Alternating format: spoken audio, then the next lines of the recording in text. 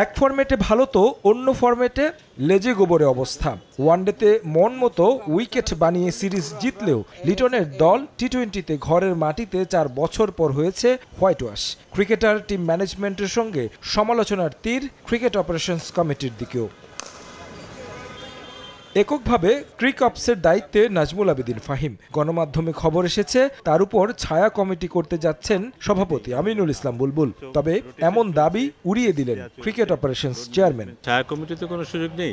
বিসিবিরই প্রত্যেকটা কমিটিতে standing committee আছে এবং সেই স্ট্যান্ডিং কমিটি যখন পূর্ণাঙ্গ রূপে কাজ করবে তারাই সব সিদ্ধান্ত নেবে। এখানে ছায়া কমিটি হবার কোনো সুযোগ নেই। বাট যেটা হয় যে বাংলাদেশ ক্রিকেট বোর্ডে এখানে অনেক এক্স ক্রিকেটার আছে, অনেক বল না, কিছু সংখ্যক এক্স ক্রিকেটার আছে যাদের যথেষ্ট অভিজ্ঞতা আছে এবং তারা যথেষ্ট সময় কাটিয়েছে ক্রিকেট বোর্ডে।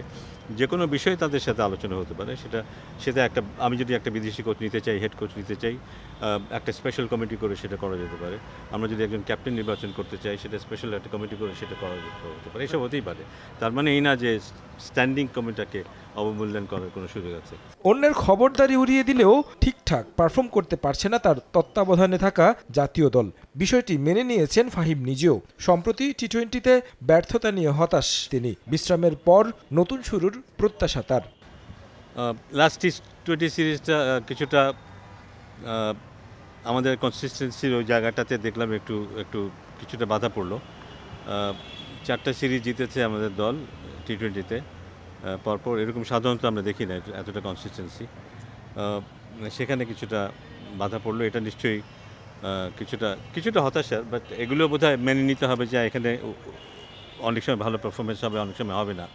তবে যেই ফ্লোতে ছিল আমাদের দল সেখানে বোধহয় আরও বেটার পারফরমেন্স আমরা আশা করেছিলাম। জাকের আলীকে নিয়ে বড় প্রত্যাশা থাকলেও একেবারে ব্যর্থ এই ব্যাটার। ফাহিমের দাবি জাকের কিছুটা মানসিক চাপে আছেন। জাতীয় দলের সঙ্গে মনোবিদ যুক্ত করার কথা থাকলেও সময় লাগছে যে নিয়োগ প্রক্রিয়ায়। সহসাই নতুন ব্যাটিং কোচও পাচ্ছেন না লিটন শান্তরা। নতুন আসে, তাদের পুরো এক্সপেকটেশন থাকে না, তারাও ফ্রি মাইন্ড নিয়ে খেলতে পারে, ক্লিয়ার হেড নিয়ে খেলতে পারে। তাদের ব্যাপারে বিপক্ষ দলেরও অনেক কম জানাশোনা থাকে। তারপরে আস্তে আস্তে সফলতা তো একটা এক্সপেকটেশন একটা তৈরি করে, প্লাস বিপক্ষ দলও কিন্তু তাদের নিয়ে গবেষণা করে, সব কিছু মিলেই এক ধরনের চাপ তৈরি হয়। বাট মান ভালো থাকলে তারা কিন্তু সেখান থেকে বেরিয়ে আসতে পারে। তারা নতুন পথ আবিষ্কার করে এবং সেখান থেকে বেরিয়ে আসে। আশা করবো যে জাকের আলীও সেটা করতে পারবে। মনোবিদের ব্যাপার যেটা, ওটা প্রায় চূড়ান্ত পর্যায়ে ছিল, কিন্তু শেষে গিয়ে যার সাথে আমাদের আলাপ হয়েছিল তার কাছ থেকে আমাদের যে প্রত্যাশা ছিল, আমরা চাচ্ছিলাম পুরোটা সময় জুড়েই আমাদের দলের সাথে থাকবে, জাতীয় দল হোক বা অন্যান্য আমাদের যারা আপকামিং খেলোয়াড়রা আছে তাদের সাথে থাকবে। বাট শেষে এসে সেই শর্তটার সাথে সে রাজি হতে পারেনি। ব্যাটিং কোচের ব্যাপারটা যে এটা একটা কন্টিনিউয়াস প্রসেস আমাদের তো চলছে। অনেক দেশই আছে যেখানে হয়তো সাদা বলের জন্য একজন কোচ থাকে, লাল বলের জন্য একজন কোচ থাকে।